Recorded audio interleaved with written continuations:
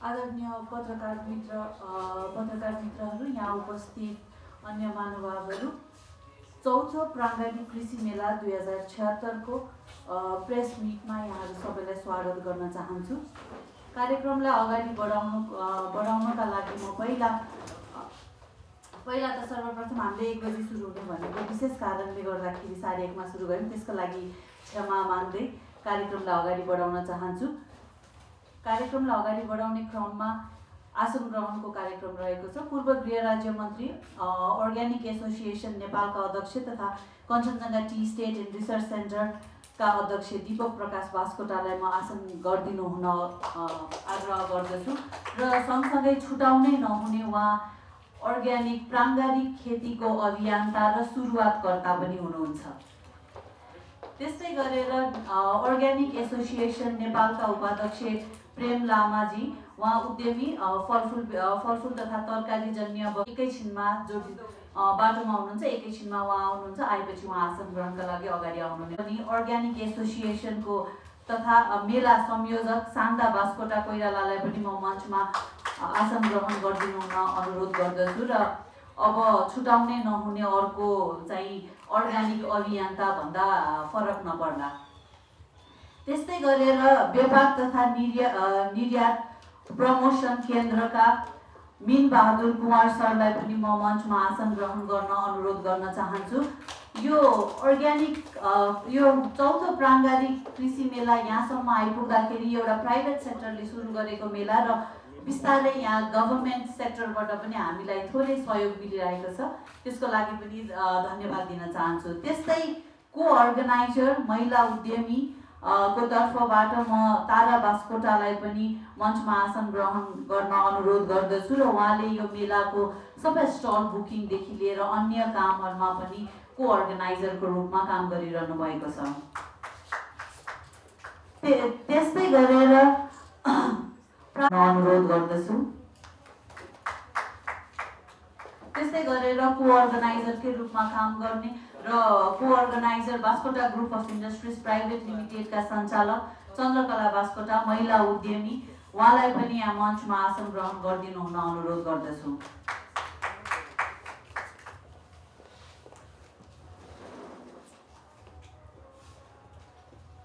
आसन ग्रहणको क्रम सकिए साथै यहाँहरू सबैजना पत्रकार मित्रलाई पनि म स्वागत गर्न चाहन्छु र यो अर्ग्यानिक चौथो प्राङ्गारिक कृषि मेला 2076 यो चौथो संस्करण हो र यसपालि यो माघ 17 देखि 20 सम्म पाटन सङ्ग्रहालयमा हुन गइरहेको छ र हामीले एउटा छुटाउनै नहुने चाहिँ प्राइभेट सेक्टरको इनिसिएसनबाट यत्रो मेला यहाँसम्म आइपुग्दाखेरि अर्ग्यानिक प्राङ्गारिक खेतीमा लाग्नुभएका धेरैजनालाई समेट्न सकिएको यो एउटा खुसीको अवसर पनि हो र मेलाहरू धेरै नै मेलाहरू भइरहेका छन्। त्यसमा पनि यो प्राङ्गारिक मेला नै र कृषिजन्य वस्तुलाई नै टार्गेट गरेर किन गर्नु पर्यो लगायतका यसका उद्देश्य सम्पूर्ण प्रकाश पारिदिनु हुन म मेला संयोजक शान्ता बास्कोटालाई आएर अगाडि प्रेस मिट पढिदिनु हुन पनि अनुरोध गर्न चाहन्छु। शरीरको आकर्षण दिन प्रतिदिन अर्ग्यानिक उत्पादनमा बढ्दै गएको र अर्ग्यानिक उत्पादन उपभोग गर्नेहरूको सङ्ख्या उल्लेख्य रूपमा वृद्धि भइरहेको छ भने नेपाल सरकार पनि अर्ग्यानिक उत्पादनलाई प्रोत्साहन गरिरहेको अवस्था छ। बजार स्वरूप हेर्दा डिपार्टमेन्टल स्टोर, थोक तथा खुद्रा पसल तथा लघु उद्यम व्यवसाय उल्लेख्य रूपमा रहेका छन्। तथापि जनसङ्ख्याको तुलनामा अर्ग्यानिक उत्पादन वस्तुहरू सहज रूपमा उपलब्ध हुन सकिरहेको छैन। उपभोक्ताहरूको इच्छा चाहना हुँदाहुँदै पनि विषादीयुक्त वस्तुहरूको उपभोग गर्नुपर्ने बाध्यता छ। अर्कोतर्फ अर्ग्यानिक उत्पादनका बारेमा आम नागरिकमा कम सचेतना छ। बजारमा जे पाइन्छ त्यही किनेर प्रयोग गर्ने शहरीय जीवनशैलीले पनि मानव स्वास्थ्यमा गम्भीर असर पर्दै गएको छ। आज नागरिकमा अर्ग्यानिक उत्पादनका बारेमा व्यापक जनचेतना वृद्धि गरी सोही अनुरूप अर्ग्यानिक उत्पादनहरू सहज रूपमा उपलब्ध गराउन अर्ग्यानिक उत्पादन बिक्री वितरण सहयोग पुर्याउन पर्ने तर्क र आवश्यकता देखिएको छ। नेपालको आर्थिक उत्पादनलाई निर्यातमुखी बनाउन र अन्तर्राष्ट्रिय व्यवसायीहरूलाई समेत आकर्षित गर्ने अन्तर्राष्ट्रिय अर्ग्यानिक एग्रो फेयरको आवश्यकता महसुस गरी अर्गानिक एसोसिएसन नेपाल र Kanchenjunga tea estate and research सेन्टरले उद्योग वाणिज्य तथा आपूर्ति मन्त्रालय अन्तर्गतको व्यापार प्रबन्धन निकासी केन्द्रसँगको सहकार्यमा यस अर्गानिक मेलाको आयोजना गर्न लागि हो। मेला राखी समाजलाई स्वस्थ राख्नको लिए सबै प्रकारका कृषि उत्पादनहरू जैविक निरोगी हुन नसकोस् भन्ने यो मेला रोग लागेर औषधि उपचार गर्नुभन्दा पनि रहँदै आएको कुरा पनि जानकारी गराउँदछौँ। विगत 4 वर्षदेखि कृषि मेलाको आयोजना गर्दै जनचेतना अभिवृद्धि गर्ने काम गर्दै आएका संस्था अर्गानिक एसोसिएसन मेलाको मुख्य उद्देश्य नेपालको अर्गानिक तथा प्राकृतिक कृषि उपजहरूको राष्ट्रिय अन्तर्राष्ट्रिय बजारीकरणमा टेवा पुर्याउने र उत्पादक र उपभोक्ताहरूलाई एउटै थलोमा ल्याउने, उत्पादन र उपभोक्ताको बीचको मूल्य अन्तरलाई न्यूनीकरण गर्दै उपभोक्तालाई सुपथ मूल्यमा अर्गानिक तथा प्राकृतिक उपभोग्य वस्तुहरू उपलब्ध गराउने वातावरण बनाउने, स्वस्थ भई बाँच्न पाउने अधिकारको रक्षा, उपभोक्ताको हितको संरक्षण र सम्वर्धनमा सहयोग पुर्याउने, अर्गानिक विषयसँग सम्बन्धित कार्यपत्र प्रस्तुत तथा अन्तर्क्रिया मार्फत सरकारवालाहरूलाई जानकारी उपलब्ध गराउने। मेलाका आयोजक तथा सहआयोजक यस पटकको प्राङ्गारिक कृषि मेलाको आयोजकको रूपमा अर्गानिक एसोसिएसन नेपाल र Kanchenjunga tea estate and research centre रहेका छन्। त्यस्तै सहआयोजकको रूपमा नेपाल सरकार उद्योग वाणिज्य तथा आपूर्ति मन्त्रालय अन्तर्गतको व्यापार तथा निकासी केन्द्र रहेको छ। चौथो प्राङ्गारिक कृषि मेला 2076 को ललितपुर स्थित पाटन सङ्ग्रहालयमा मिति 2076 मार्च 17 देखि 20 गतेसम्म आयोजना हुँदैछ। त्यस्तै अन्य सहयोगको रूपमा नेपाल महर्षि वैदिक फाउन्डेसन, साङ्ग्रिला एग्रोवल प्रणाली, बास्कोटा ग्रुप अफ इन्डस्ट्री प्रणाली रहेका छन् भने अन्य सङ्घ संस्थाहरू पनि आबद्ध हुनेछन्। मेलामा रहने स्टल सङ्ख्या चौथो प्राङ्गारिक कृषि मेला 2076 मा 50 भन्दा बढी अर्गानिक तथा प्राकृतिक उत्पादनहरूको स्टलहरू रहनेछन्। यस सम्बन्धमा नेपालभित्र विभिन्न स्थानका अर्गानिक उत्पादक व्यवसायहरूसँग समन्वय गरिएको छ। नेपालको गतिविधि आम सञ्चार माध्यममा प्रसारण गरिने सजिलो होस् भन्ने उद्देश्यले मेला अवधिभरि मिडिया कर्नरको समेत व्यवस्था गरिनेछ। मेलामा रहने उत्पादन तथा वस्तुहरू प्रस्तावित मेलामा चिया, कफी, जुस, तरकारी, अचार, प्राङ्गारिक मल, च्याउ, डेरी उत्पादन, हर्बल उत्पादनहरू, मसलाहरू, चामल, गहुँ, मकै, दाल, फापर लगायतका अन्य उत्पादनहरू, फलफुल, बिउ बिजन, मह, तेल, राडी पाकी लगायत अन्य कृषि उपज तथा कृषि तथा वाणिज्य व्यापार सम्बन्धी प्रोजेक्टहरू सम्बन्धमा जानकारी सूचना प्रवाह गरिनेछ। मेलाको खर्च अनुमानित कारोबार मेलामा 50 भन्दा बढी स्टलहरू हुनेछन्। यो मेलाको खर्च 30 लाख अनुमान गरिएको छ। मेलामा 1 करोडको कारोबार हुने अपेक्षा लिएको छ।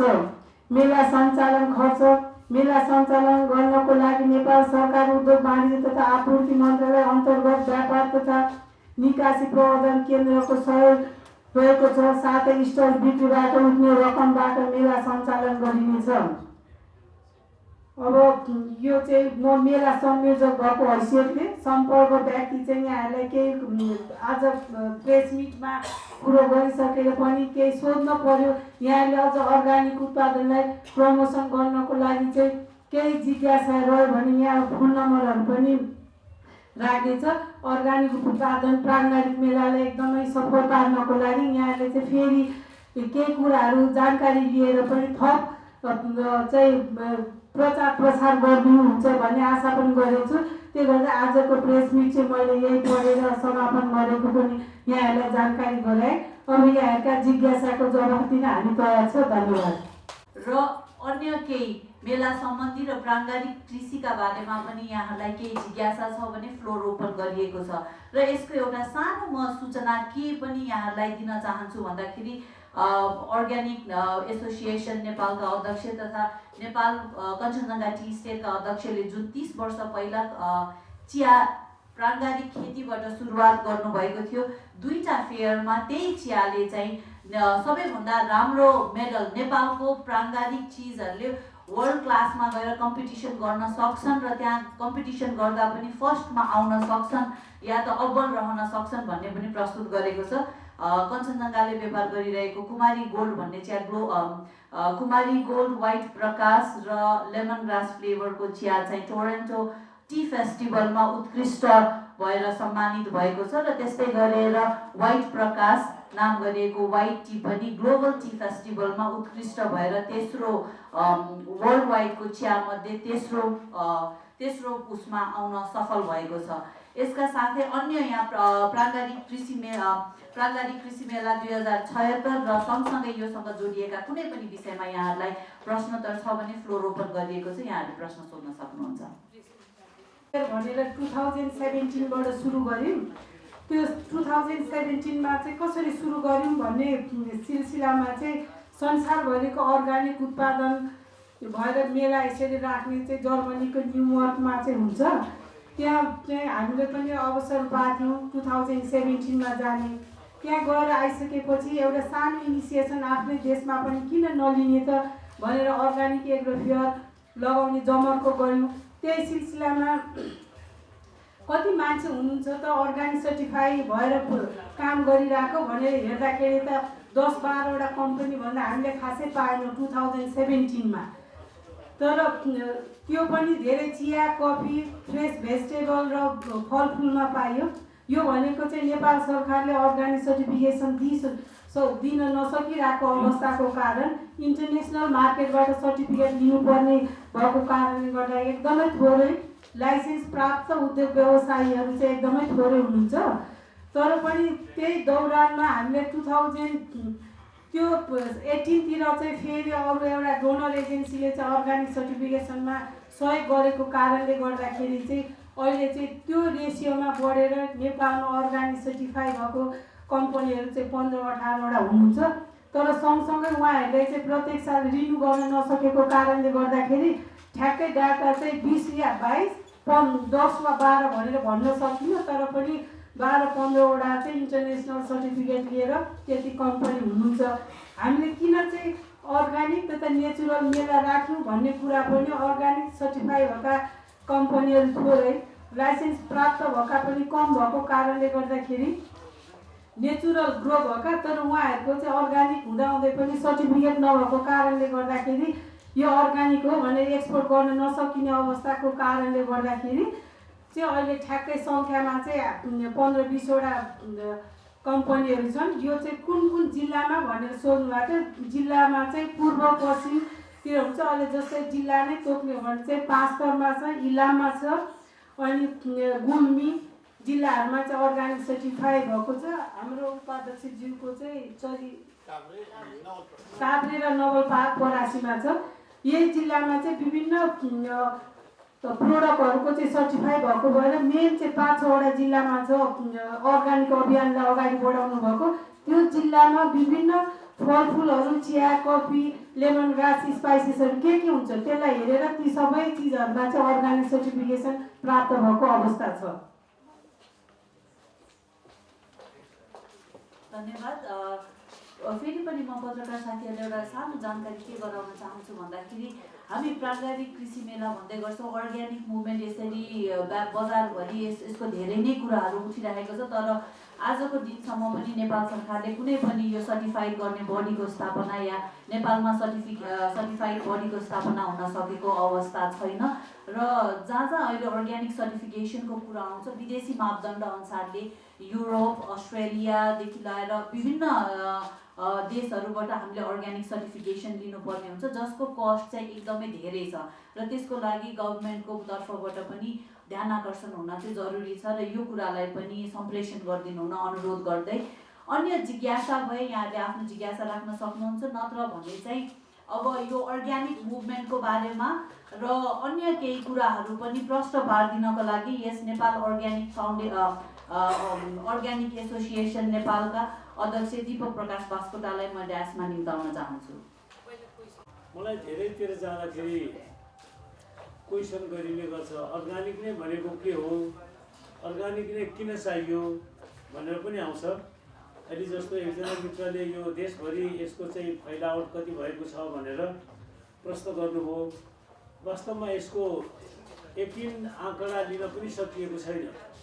हिजो मात्रै म चाहिँ कृषि टिभीमा चाहिँ हेलो किसान कार्यक्रममा हाम्रो सापकोटाजीसँग यहीँ हुनुहुन्छ अहिले, सापकोटाजीसँग थिएँ प्रत्यक्ष प्रोग्राममा। त्यहाँ चाहिँ नि पूर्व पश्चिम उत्तर दक्षिण चारपट्टिबाट क्वेसन आयो कि यो मलाई यो चाहिएछ, यो गरिरहेछ, मार्केट छैन, के गर्ने कसो गर्ने भनेर बिचराहरू किसानहरू सबैजनाले अब अर्ग्यानिकमा जानुपर्छ भनेर सम्झिसकेको बुझिसकेको, तर त्यसको मार्केट नभएको, टेक्नोलोजी नभएको, सपोर्ट सिस्टम नभएको, गार्जियनसिप नभएको अवस्थाले गर्दाखेरि के अरे चाहिँ ढुलमुल्लिरहनु परेको अवस्था चाहिँ के अरे चाहिँ अहिले छ। त्यो कुरा चाहिँ हिजोकै प्रश्नोत्तरबाट पनि हामीले थाहा पायौँ।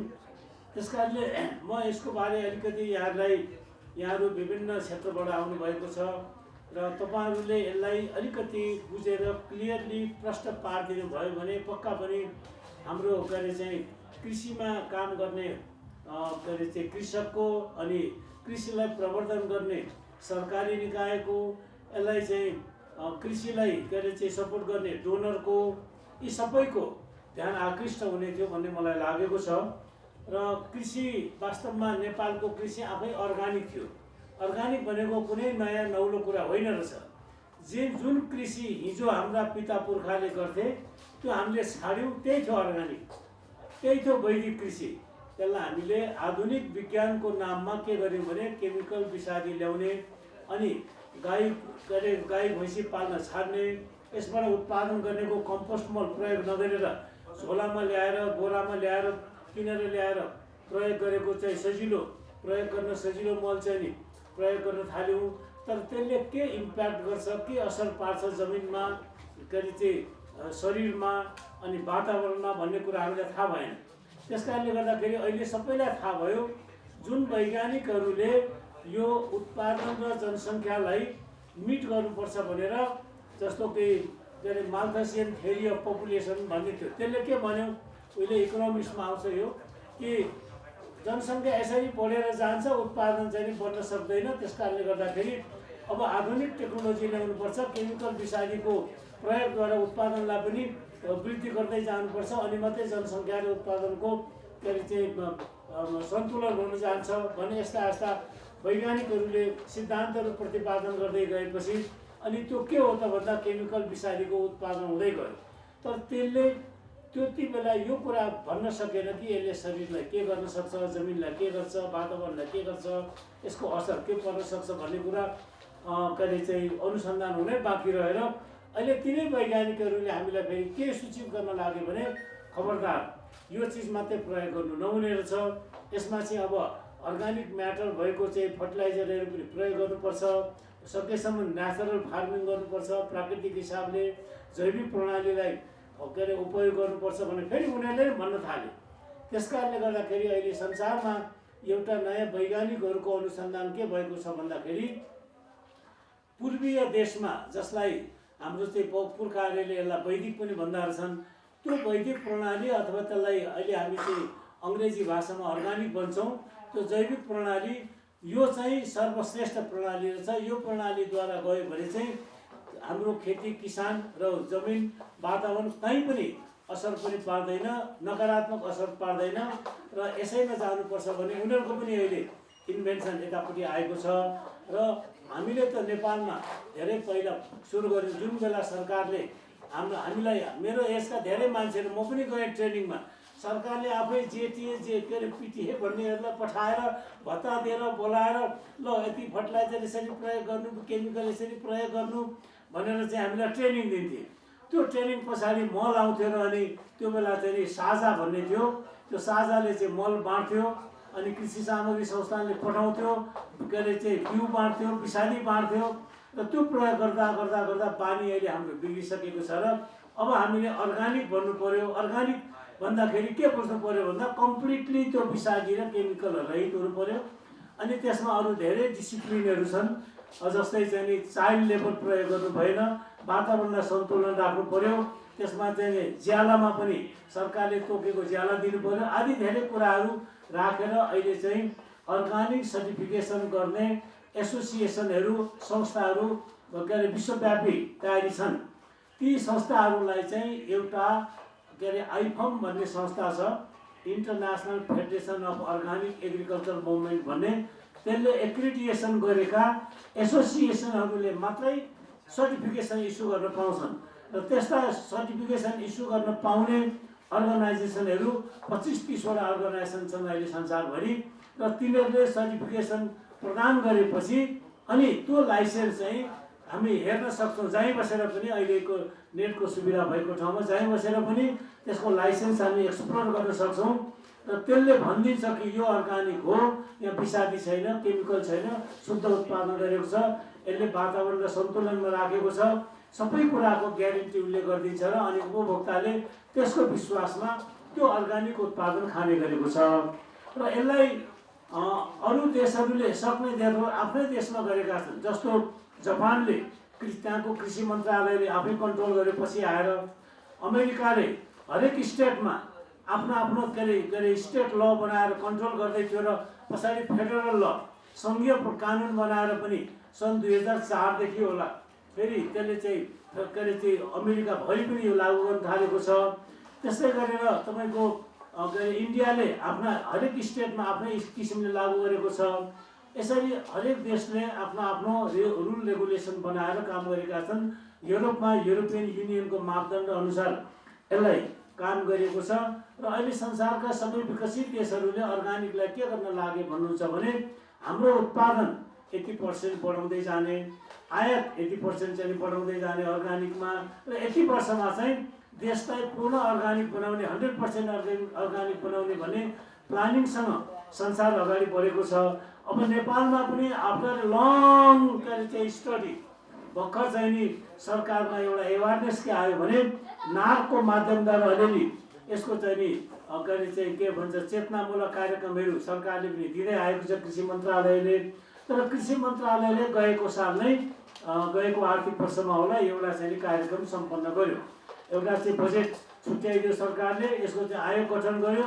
त्यो आयोगले एउटा प्रतिवेदन तयारी गर्ने भने एउटा सम्मेलन गर्यो, प्रतिवेदन तयारी भयो। अब त्यो प्रतिवेदन कहाँ छ, कुन दराज हो त्यो चाहिँ थाहा छैन। जो सरकारले आफ्नो राष्ट्रिय बजेटबाट अर्गानिकको के अरे चाहिँ सम्मेलन गरेर एउटा प्रतिवेदन तयारी गर्नेसम्म काम गरेको छ र कताबाट थाल्ने कसो गर्ने भनेर सरकार अहिले चाहिँ नि सोच विचारमा अलमल्ली राखेको हामीले देखेका छौँ र सरकारलाई पनि क्लियर अब यो आजको आवश्यकता यो भन्ने कुरा चाहिँ मिडियाबाट पनि जाओस् भन्ने पनि म आग्रह गर्न चाहन्छु। र यसलाई आवश्यकता किन पर्यो भन्नुहुन्छ भने आज तपाईँले हेर्नुभएको छ यति अस्पताल रेट यति बढेर गएको छ, जहाँ बिरामीहरू यति धेरै भएका छन्, त्यसमध्ये पनि अत्यन्तै के अरे चाहिँ के भन्छ यो के अरे प्राणघातक रोगहरूको ज्यादा विकास भएको छ र त्यस्ता रोगीहरूको सङ्ख्या धेरै बढेको छ। यहाँ दबाई गर्न नसकेर दिल्लीमा लाइन पुगेका छन्। यो सबै कारण के हो भन्दाखेरि यहाँ एउटा स्टडी पनि भएको छ नेपालमा पनि, त्यो विषादी र केमिकलको के अरे अनलिमिटेड युजबाट चाहिँ यो भएको हो भन्ने अहिले चाहिँ स्टडी भइसकेको छ। त्यसकारणले यदि सरकारले खाद्यमा शुद्धिकरण गर्यो, हाम्रो कृषि बालीमा शुद्धिकरण गर्यो, पेय पदार्थमा शुद्धिकरण गर्यो, आयातमा हुने के अरे चाहिँ अखाद्य वस्तुहरूलाई नियन्त्रण गर्न सक्यो भने अनि जनस्वास्थ्यमा धेरै सुधार हुनेछ। अस्पतालमा त्यत्रो खर्च हुने छैन, त्यति बिरामी हुने छैनन्, त्यति औषधि सरकारले दिनुपर्ने छैन। त्यसकारणले हाम्रो आग्रह सरकारलाई के छ भने अब यो आफ्नो के अरे चाहिँ शरीरका लागि सबभन्दा ठुलो औषधि भनेको खाद्यान्न हो। त्यो कहाँबाट शुद्धिकरण हुनुपर्छ भन्दा जमिनबाट अनि चुलोबाट। हामीले चाहिँ आफ्नो स्वास्थ्यको संरक्षण त्यहाँबाट गर्नुको सट्टा हामी स्वास्थ्य चौकी थपेर डाक्टरको सङ्ख्या थपेर हाम्रो स्वास्थ्यको संरक्षण हुन सक्दैन। स्वास्थ्यको संरक्षण पहिले आज तपाईँले पिउँदै गरेको चिज स्वास्थ्यवर्धक छ कि छैन, खाँदै गरेको वस्तु स्वास्थ्यवर्धक छ कि छैन भनेर हेर्नुपर्छ। यसको ज्ञान आयुर्वेदले दिन सक्छ। त्यो आयुर्वेदको पनि अब धेरै राम्रो व्यवस्था थियो नेपालमा, बिस्तारै एलोपेथीले जित्दै लगेको छ। र पहिलो हामीले अर्गानिक उत्पादनमा गएर शुद्ध उत्पादन गरेर शुद्ध उत्पादन चाहिँ हामीले समाजलाई खुवाउन सक्यौँ भने यसले धेरै के अरे चाहिँ समस्याको समाधान गर्छ। एउटा वातावरणलाई सन्तुलनमा ल्याउन सक्छ, अर्को माटोलाई चाहिँ सुधार गरेर सजीव बनाउन सक्छ। त्यो खाने हामी जीव जन्तुहरूलाई पनि यसले स्वस्थकर बनाउन सक्छ र यसले चाहिँ त्यसै गरेर सबै क्षेत्रमा सुधारका क्रमहरू सुरु हुन्छन् र अनि राम्रो अर्गानिक उत्पादन खान पाइन्छ, वातावरण राम्रो छ, हावापानी राम्रो छ भनेपछि अनेक पर्यटकहरू आउँछन्। पर्यटक ल्याउने मात्रै घोषणा गरेर पर्यटक आइँदैन, यहाँ विषादी केमिकलयुक्त खाना खान पाइन्छ, त्यहाँको चाहिँ रोग लाग्छ त्यहाँको खानाले भन्ने मेसेज गयो भने त्यो पर्यटक वर्ष घोषणा गरेर कुनै अर्थ छैन।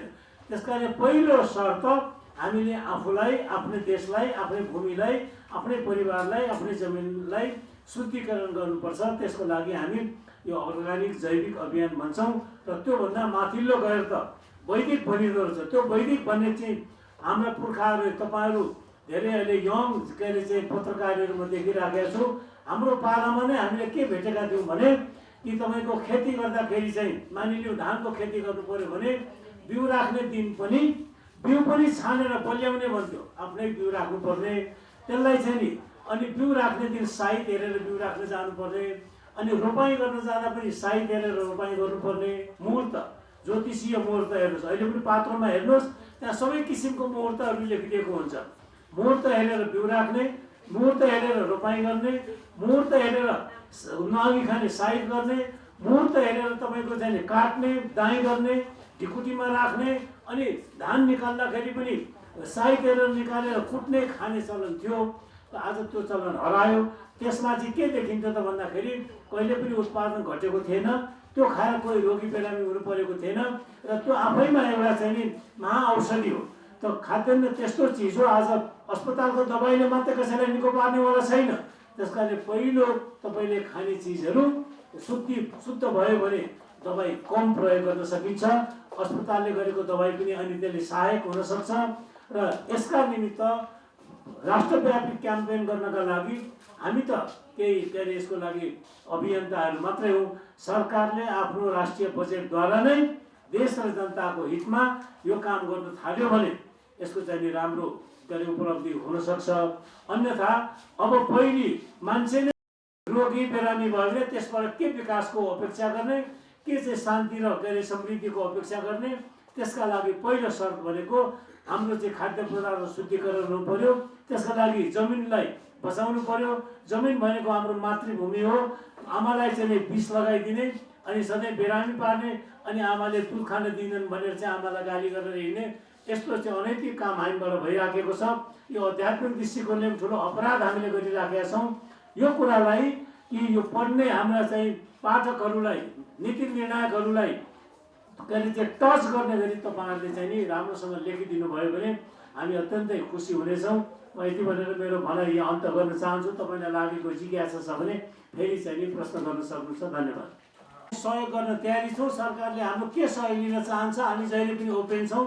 हामी सरकारलाई सहयोग गर्न तयारी छौँ। यसका लागि चाहिने एउटा टेक्नोलोजी हो, एउटा मार्केटको प्रबन्ध हो, सहकार्य हो। त्यो कर्णाली प्रदेशमा म पनि गएको थिएँ। गएको वर्ष मेरो त्यहाँका मन्त्रीहरूसँग भेट भयो। एउटा सामूहिक सभामा हामीले भाषण गऱ्यौँ। मैले यसमा चाहिँ के सहयोग गर्नुपर्छ सहयोग गर्छु भनेर पनि भन्यौँ, तर अहिले बिचमा चाहिँ सम्बन्ध भएको छैन। एउटा जिल्लामा त धेरै वर्ष अगाडि जिल्लाले घोषणा पनि गरेको थियो। अहिले मैले यहाँ एकजना पत्रकार भाइबाट सुने, हाम्रो चाहिँ सिक्किमको पूर्व मुख्यमन्त्री चाहिँ यहाँ आउनु भएको छ भनेर मैले बाहिर गएर खोजेँ। उहाँ हुनुहुन्छ भने यहाँ चाहिँ यो मेलासँग रोक्नु पर्यो भनेर मैले सम्पर्क बढाएँ, तर उहाँ आजै दिल्ली गइसक्नु भएछ। म उहाँलाई टेस्ट गर्दैछु। उहाँ चाहनुभयो ल्याउन सक्यौँ भने उहाँलाई चाहिँ हाम्रो अर्गानिक मेलामा ल्याउने पनि हाम्रो इच्छा छ। म एकपल्ट यो 5-7 वर्ष अगाडि उहाँले जुन दिन सिक्किमलाई जुन वर्ष चाहिँ फ्री अफ केमिकल मैले घोषणा गर्नुभएको थियो, त्यो साल म सिक्किम भ्रमण गर्दै थिएँ। जनताहरू आत्तिएका थिए, केमिकल विषादी नपाएर हाम्रो पीडा हुने हो कि हाम्रो उत्पादन घट्ने हो कि के होला कि भनेर तर्सेका थिए। बोल्डसँग उहाँले कि सिक्किमलाई घोषणा गर्नुभयो, भयो। अब सिक्किम अर्गानिक कन्ट्री स्टेट भयो। हेर्नुहोस्, त्यस्तै चाहिँ हिमाचल पनि भयो होइन। त्यस कारण सरकारको इच्छा शक्ति भयो भने नहुने कुरै रहन्छ। सरकारको इच्छा शक्ति भएन भने एउटा व्यक्तिले एउटा फार्ममा आफ्नो 10-15 चाहिँ रोपनी जग्गामा गरेर मात्रै सम्भव छैन। आफूलाई खान हुन्छ, समाजलाई दिन पुग्दैन। त्यस कारणले गर्दाखेरि हामीले खाने, हामीले बेच्ने सबै उत्पादन हाम्रो जैविक हुनुपर्छ, वैदिक हुनुपर्छ। त्यो भयो भने अनि आउँछ कर्णाली प्रदेशलाई धन्यवाद दिन चाहन्छौँ। उहाँलाई हाम्रो आवश्यकता पऱ्यो भने हामी जहिले पनि सहयोग दिन तयारी छौँ र यसै गरेर अब 7 प्रदेशले आफ्ना प्रदेशमा यसको घोषणा गरिदिएर काम सुरु गरे भने कि मलाई लाग्छ अहिले धेरै मेयरहरूसँग पूर्वतिर पनि मैले भेटघाट गरेँ, उहाँहरू पनि यसमा अत्यन्तै इच्छुक हुनुहुन्छ यो कार्यक्रम लागू गर्नुपर्छ भनेर। ढिलो चाँडो मलाई लाग्छ अब नेपालका सबै प्रदेशमा सबै गाउँपालिका नगरपालिकाहरूले अहिले त अब स्थानीय सरकार छ, स्थानीय सरकारले इनिसिएटिभ लियो भने मलाई लाग्छ यो कुनै असम्भव कुरा छैन। हाम्रो पुरा यसको पूर्वाधार हामीसँगै छ, अझै केही बिग्रिसकेको छैन। अहिले सरकारले केमिकल फर्टिलाइजरको लागि अहिले पनि 6-7 अरब रुपियाँ छुट्याएको छ, त्यही मात्रै उपयोग गर्न सक्यो अर्ग्यानिक क्षेत्रमा भने हाम्रो देश अर्ग्यानिक हुन सक्छ। तर सरकारका पछाडि धेरै कमिसन तन्त्रहरू जहिले पनि लागिराखेका हुन्छन्, तिनीहरूले कहिले पनि यो सब्सिडी स्टप गर्न दिँदैन। त्यो सब्सिडीको मल नेपाल तर्दैन, पारिपट्टि नै खातापत्र मिलाउने कामहरू हुन्छ। मैले सुनेको छु गए सालको सब्सिडीको पनि धेरै चाहिँ मात्रा चाहिँ नि बन्दरगाहमा मल नआइकन पारिने व्यवस्था मिलाइयो भन्ने पनि अहिले सुनिराखेको छ। जुन जरुरी छैन अहिले किसानलाई आफ्नो खेतीबारीमा म यति सब्सिडी दिन्छु, गाई पाल, भैँसी पाल, अर्ग्यानिक मल बनाऊ, खेती गर भन्यो भने अहिले पनि त्यो गर्न तयारी छन्, उत्पादन घट्नेवाला छैन। तर हामी आफै सरकारले नै अरबौं अरब रुपियाँ चाहिँ केमिकल र विषादी आयातको लागि छुट्याएको छ। सरकार यसमा सजग भएको छैन। कृषि मन्त्रालयले ज्ञान केन्द्र भनेर अहिले जो जिल्लामा कृषिहरूको बल्ल सङ्गठन तयारी हुँदै थियो, त्यसलाई फेरि डिस्मेन्टल गरेर 3-4 जिल्लाको एउटा मुकाम राखिदिएको छ, त्यसलाई ज्ञान केन्द्र भन्यो हो। अब ज्ञान बाँड्दैछ, के ज्ञान बाँड्ने हो जब कि सम्पर्क गर्न अब 4 जिल्लाको पहाडी जिल्लाका मान्छे कसरी आइपुग्न सक्छ एउटा ठाउँमा हेर्नुहोस्। यसरी यो संरचना पनि सरकारले बिगार्दैछ। म सरकारलाई पनि आग्रह गर्न चाहन्छु त्यो कृषिका जिल्लामा भएका संरचनालाई कि उपयोग गर्नुपर्छ र क्रियाशील बनाउनुपर्छ र कृषिलाई व्यवस्थित गर्ने, कृषिलाई जैविकीकरण गर्ने हो भने कुनै परियोजना जरुरी छैन। अरू थप म त भन्छु प्रधानमन्त्री कृषि परियोजना कृषिका निमित्त राखिएका नाम अनेक किसिमका छन्, कुनै डोनरसँग मिलेर गरेका काम, यी कुनैको जरुरत छैन। कृषि मन्त्रालयले जे डोनेसन पाउँछ ल्याउने, डाइरेक्ट किसान कहाँ पुर्याउने डाइरेक्ट मेकानिजम खोज्नुपर्छ र त्यसको लागि डेलिभरीको लागि एउटा जिल्लाको कृषि कार्यालय थियो, त्यसलाई पुनर्स्थापित गर्नुपर्छ र त्यसैलाई क्रियाशील बनाएर जानुपर्छ। अरू कुनै कृषिका माध्यमहरू खडा नगरिकन किसान कहाँ पहुँच पुर्याउन सकिन्छ भन्ने मलाई त लाग्छ। अब सरकार अलमल्लेको देख्छु म। अहिलेको मन्त्री अलिक कृषिमा चाहिँ धेरै सिरियस मैले देखेँ, भेटेँ र भोलि हामीलाई टाइम पनि दिएको छ, 1 घन्टाको टाइम। हामी त्यहाँ जाँदैछौँ डेलिगेसन र उहाँलाई भोलि यो पनि हामी सम्झाउँछौँ, अर्ग्यानिकको कुरा पनि सम्झाउँछौँ, कृषिलाई कसरी सहयोग गर्ने कुरा पनि सम्झाउँछौँ। त्यस कारणले तपाईँहरूले पनि आफ्नो कलमबाट यो कुरालाई राम्रोसँग प्रेजेन्टेसन गरिदिनु भयो भने एउटा वातावरण बन्छ, त्यो वातावरणले मुलुकलाई समाजलाई सहयोग पुग्छ। म यही भनेर बिदा हुन्छु, धन्यवाद। अरू के छ? प्राङ्गारिक कृषि मेला 2076 को प्रेस मिट हामी यही सकिएको घोषणा गर्दछौँ र यहाँ उपस्थित सम्पूर्ण पत्रकार साथीहरूलाई धेरै धेरै धन्यवाद दिन चाहन्छु र सँगसँगै यहाँहरूको कलम, प्रेस मिडिया, प्रिन्ट मिडियादेखि लिएर डिजिटल मिडिया सबैमा कृषिलाई एकचोटि स्थान दिएर यो अर्ग्यानिक मुभमेन्टको बारेमा पनि चर्चा गरिदिनुहोस् र हुन लागेको मेला 17 देखि 20 छ, त्यो मेलालाई पनि कभरेज गरिदिएर यहाँले सहयोग गरिदिनुहुन्छ भन्ने आशाका साथ हामी यहाँ बिदा हुन चाहन्छौँ। नमस्कार। र सँगसँगै